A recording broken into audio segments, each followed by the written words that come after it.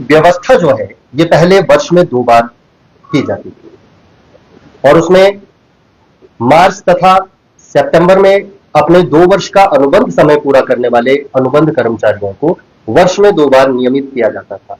तो जब ये अधिसूचना वहां से जारी हुई, उससे पहले हमारे लगभग 4,500 या 5,000 अनुबंध कर्मचारी ज्वाइन कर चुके थे, उनकी नियुक्ति हो चुकी थी। अभी कुछ दिन पहले मैं एक अखबार में एक न्यूज पढ़ रहा था जिसमें लिखा था, कर्मचारियों की बल्ले बल्ले और सरकार से अब कोई गिला शिकवा नहीं। हाल ही में माननीय मुख्यमंत्री महोदय ने नियमित कर्मचारियों तथा पेंशनर्स के लिए 4% डीए देने की घोषणा की थी। 28 तारीख को सैलरी के लिए और पेंशन के लिए भी उन्होंने घोषणा की है। अन्य कई घोषणाएं बड़ी बड़ी हुई हैं, लेकिन वो घोषणाएं जहां डीए से संबंधित या कोई अन्य घोषणाएं हैं, वो केवल सरकारी कर्मचारी जो नियमित हैं और पेंशनर्स हैं उनके लिए है। लेकिन अनुबंध कर्मचारियों का क्या? अकर्तव्यम नैव कर्तव्यम प्राणहि कंठगतैरपि, कर्तव्यमेव कर्तव्यम प्राणहि कंठगतैरपि। अर्थात जो कार्य न करने योग्य है उस कार्य को अपने प्राणों को संकट होने पर भी नहीं करना चाहिए। और कर्तव्यमेव कर्तव्यम अर्थात जो कार्य करने योग्य है उस कार्य को अपनी जान को हथेली पर रखकर भी अवश्य करना चाहिए। तो ये कार्य जो अनुबंध कर्मचारियों की समस्या है, ये करने योग्य कार्य है कि उन्हें नियमित किया जाए। एक बार किसी कार्यक्रम में हमारे प्रदेश के मुख्य संसदीय सचिव आदरणीय श्री संजय अवस्थी जी मुख्य अतिथि के रूप में शिरकत करने गए थे और वहां उन्होंने अपने वक्तव्य में कहा था कि जब मैंने इलेक्शन के लिए नामांकन भरा था तो मैं कांग्रेस पार्टी का प्रत्याशी था, लेकिन अब विजयी होने के बाद मैं आप सभी का विधायक हूं और विधायक होने के नाते मेरा कर्तव्य है और मेरा प्रयास रहेगा अपने विधानसभा क्षेत्र में विकास करने का। अब मैं आप सभी का विधायक हूं। तो इसी तरह से जो माननीय मुख्यमंत्री है वो भी सभी के मुख्यमंत्री हैं, न केवल नियमित कर्मचारियों के, अपितु अनुबंध कर्मचारियों के मुख्यमंत्री भी वही है।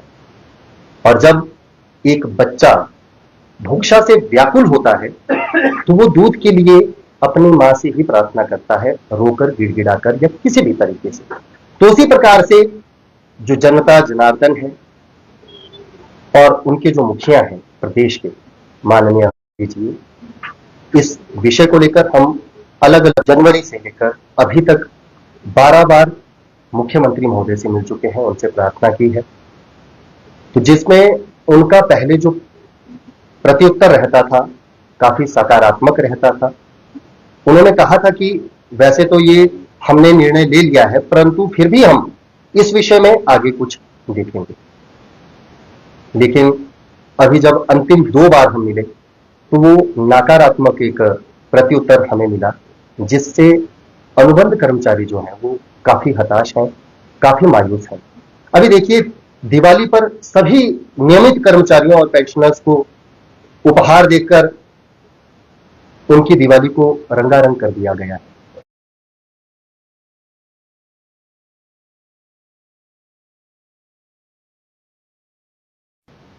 इंक्रीमेंट भी लगती थी 3% अनुबंध कर्मचारियों को प्रति वर्ष, वो भी हमारी बंद है।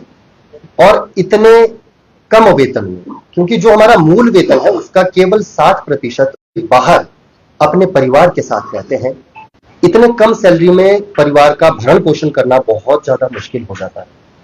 कहीं बच्चे की एलआईसी है, कहीं परिवार की एलआईसी है, कहीं राशन पानी है, कहीं रूम का रेंट है। और बाहर अगर आप सभी को पता है, अगर ध्यान दिया जाए तो जो रूम का रेंट है वो भी बहुत ज्यादा है। तो 15-20 हजार में परिवार का भरण पोषण करना बहुत ज्यादा मुश्किल होता है। कहीं ना कहीं हर व्यक्ति की, हर कर्मचारी की एक आस होती है कि अभी मैं सितंबर में रेगुलर हो जाऊंगा या अक्टूबर में रेगुलर हो जाऊंगा तो मैं इस तरीके से अपने खर्च का वहन करूंगा। लेकिन अभी भी हमारे हाथ निराशा ही लगी।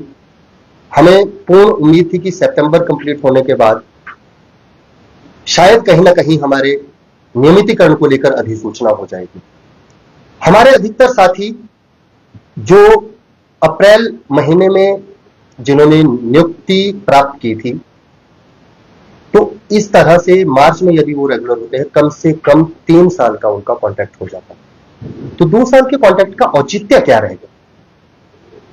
जब सरकार ने 2 साल का कॉन्ट्रैक्ट रखा है, वैसे तो कॉन्ट्रैक्ट प्रथा ही नहीं होनी चाहिए। जब कोई व्यक्ति कमीशन से जा रहा है, इतने वर्षों की कड़ी मेहनत के बाद वो टेस्ट क्लियर करता है और उसके बाद उसको 2 वर्ष का अनुबंध समय गुजारना पड़ता है। फिर भी अब मार्च में अगर रेगुलाइजेशन होती है तो ये अनुबंध समय सीधा सीधा 3 वर्ष का हो जाता है। इससे न केवल वरिष्ठता का नुकसान अपितु वित्तीय नुकसान भी। देखिए, लगभग 600 करोड़ का अगर बात की जाए तो बजट के बारे में मैंने पढ़ा था कि इतना बजट अभी जो ये घोषणाएं हुई है इसके लिए है। तो हमारे को यदि अभी अक्टूबर में या नवंबर में नियमित भी किया जाता है, अक्टूबर महीना तो हमारा निकल गया बिना नियमित हुए, तो नवंबर में अगर नोटिफिकेशन होती है या अक्टूबर में जो अभी 22 तारीख को ये कैबिनेट होनी है, इसमें यदि हमारी बात को रखा जाता है, मुद्दे को रखा जाता है, नोटिफिकेशन पर हामी भरी जाती है, तो कहीं ना कहीं शायद नवंबर या दिसंबर तक हम नियमित हो जाएंगे। तो 2 महीने की सैलरी जो हमारी बढ़ी हुई है वो तो वैसे ही हमारी हानि में, हमें उसका लॉस है, परंतु कम से कम दिसंबर में तो हो जाए। अब इसमें अगर जेवीटी बंधुओं की बात करें, ये जो हमारा संगठन है ये ऐसा नहीं है कि पर्टिकुलर एजुकेशन डिपार्टमेंट का है या शास्त्रियों का है, जेवीटीज का है। इसमें विभिन्न विभागों के सभी कर्मचारी जुड़े हैं, चाहे वो पीडब्ल्यूडी विभाग हो या फिर वो आईपीएच हो या इलेक्ट्रिसिटी हो या एजुकेशन डिपार्टमेंट हो, तो बहुत सारे विभागों का ये एक संगठन है। और इसमें अगर बात करें जेवीटी बंधुओं की, तो मैं आपको बताना चाहूंगा कि जैसे उन्होंने जब ज्वाइन किया था तो कुछ एक साथी उनके जो बाद में अन्य विभागों में भी काफी है। अभी वाटर कैरियर्स है जो लगभग 11 वर्ष का अपना समय पूरा कर चुके हैं, तो वो भी कहीं ना कहीं इतने कम सैलरी मिलने के बाद नियमितीकरण की राह देख रहे थे कि सितंबर में हमारे 11 वर्ष पूरे हो जाएंगे और हम रेगुलर हो जाएंगे, लेकिन हो चुके हैं। तो हम सरकार से केवल करबद्ध प्रार्थना यही करते हैं कि आप मीटिंग में हमें भी दिवाली का आप करवाने पर हामी भरें और जल्द से जल्द ये अधिसूचना जारी की जाए, क्योंकि अगर ये अधिसूचना अभी नहीं होती तो हम बहुत ज्यादा अतिशीघ्र हमारे इस कार्य को करें और हम इसके लिए आपके धन्यवादी रहेंगे।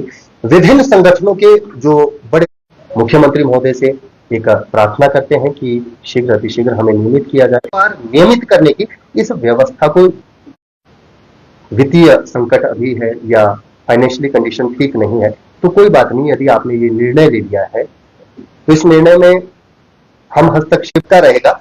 जो सितंबर में रेगुलर होने वाले हैं लेकिन वो आगे चलकर मार्च अप्रैल में जाकर रेगुलर होंगे, और अनुबंध कर्मचारियों का वित्तीय नुकसान लगभग 4,500-5 हजार के करीब जो अभी नियमितीकरण की आस देख रहे हैं। और प्रतिदिन बहुत सारे लोगों की कॉल्स आती हैं, मैसेज आते हैं कि सर हमारे लिए क्या सरकार कर रही है। तो हमारा हमेशा एक ही सकारात्मक जवाब रहता है कि हम प्रयास कर रहे हैं और सरकार कुछ ना कुछ अनुबंध कर्मचारियों के विषय में भी सोचेगी। अभी कुछ दिन पहले का आपको एक वाक्य बताऊं तो एक साथी का कॉल आता है कि भाई जी हम अक्टूबर में रेगुलर हो जाएंगे। मैं कहा अब ये तो सरकार के ऊपर निर्भर करता है कि अभी हमारे तो LIC की किस्त भी देने को थी और वो भी ज्यादा है, अगर रेगुलर हो जाते तो कहीं ना कहीं हमारी सैलरी भी बढ़ जाती और हम उसमें से अपने परिवार का भरण पोषण जो इतने मुश्किल से कर रहे हैं कहीं ना कहीं वो हम आसानी से कर पाते। तो ये केवल एक कर्मचारी की समस्या नहीं है, अपितु प्रदेश में कार्यरत विभिन्न विभागों में लगभग 5,000 अनुबंध कर्मचारियों की समस्या है, क्योंकि बहुत सारे कर्मचारी अपने घर से बाहर रहते हैं और कहीं ना कहीं उन्हें इस तरह के संकट का सामना करना पड़ रहा है। जब भी हम बाहर जाते हैं नौकरी के लिए तो कमरा भी हमने किराए पर लेना है, हो रहा है। हमारी तो एक ये आस थी, हर व्यक्ति की एक प्लानिंग होती है, अपनी योजना होती है अपने जीवन के प्रति कि हाँ जी जब हम नियमित होंगे तो इतना हमारे पास धन आएगा सैलरी के रूप में, तो हम इसको आगे किस तरीके से व्यय करेंगे, किस तरीके से अपने खर्चे करेंगे। लेकिन यहां तो अभी बड़ा मुश्किल है। दिवाली आ रही है, दिवाली इस बार मायूस सभी अनुबंध कर्मचारी हैं। तो हमारा यही निवेदन रहेगा कि आप शीघ्र अतिशीघ्र इस कैबिनेट में, अगर हमारा मुद्दा लग रहा है, ये भी एक बड़ी आस है, और आगे मुख्यमंत्री महोदय जो है वो जरूर हमारे कार्य को शीघ्र अतिशीघ्र करेंगे, ताकि हम समस्त अनुबंध कर्मचारी उनके धन्यवादी रहें। बल्कि लास्ट टाइम जब हम मिले थे, देखिए प्रार्थना में बड़ी शक्ति होती है। लास्ट टाइम हम उनसे मिले थे, उनका नकारात्मक विचार रहा था, और अगले दिन हमें पता लगा उनका स्वास्थ्य खराब हुआ, तो हमने उनके लिए प्रार्थना भी की, उनके शीघ्र स्वस्थ होने की कामना भी की, प्रार्थना भी की, और वो शीघ्र स्वस्थ भी हुए।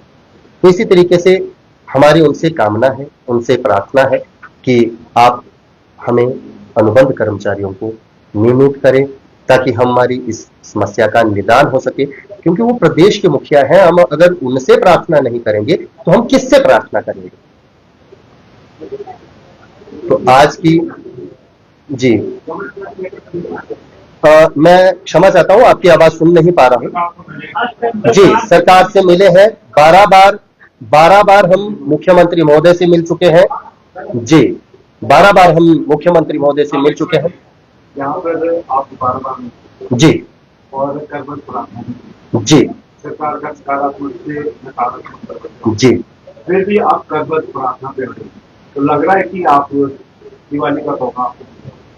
देखिए, मैंने एक ही बात शुरू में कही थी कि अकर्तव्यम नैव कर्तव्यम प्राण ही कंठगतैरपि। जो कार्य करने योग्य शायद प्रदेश कर्मचारियों का हित देखा होगा, लेकिन हमारी एक ही ये प्रार्थना है कि आप सरकारी कर्मचारी कितने करोड़ का बजट ला सकते हैं, या उनके सैलरी, डीए इत्यादि के ऊपर आप इतना खर्च कर सकते हैं।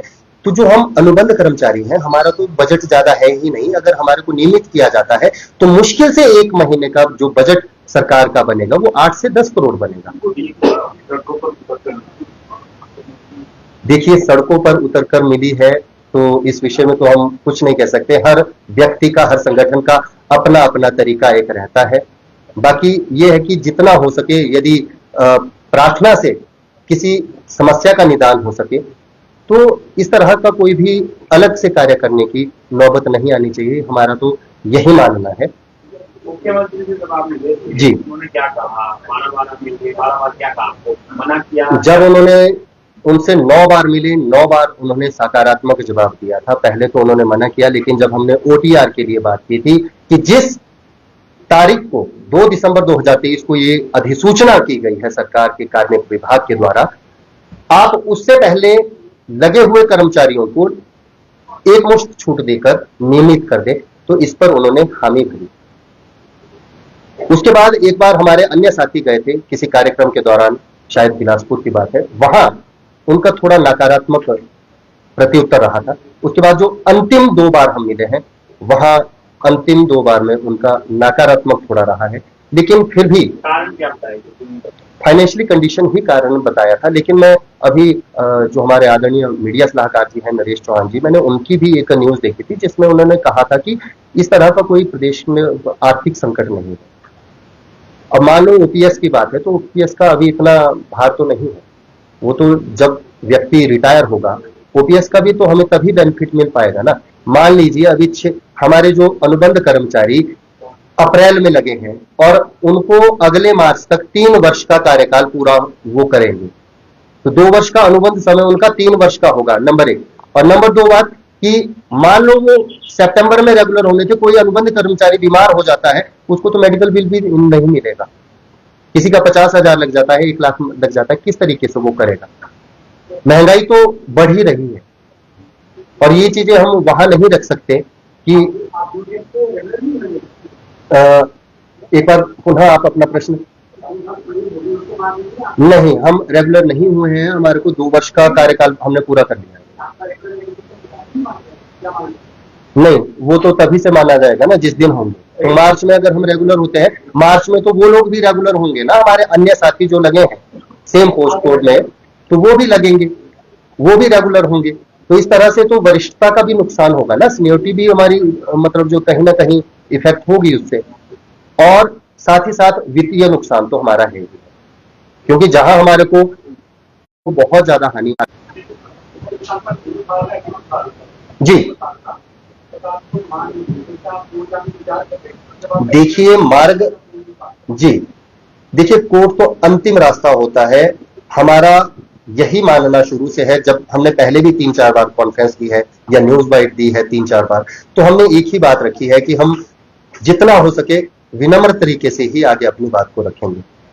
बाकी मार्ग तो अनेक होते हैं किसी भी समस्या के निदान के लिए, लेकिन प्रार्थना से जब कोई कार्य सिद्ध हो सकता है तो उस कार्य को सिद्ध करने के लिए अन्य मार्ग का विकल्प क्यों आगे लेकर चलें?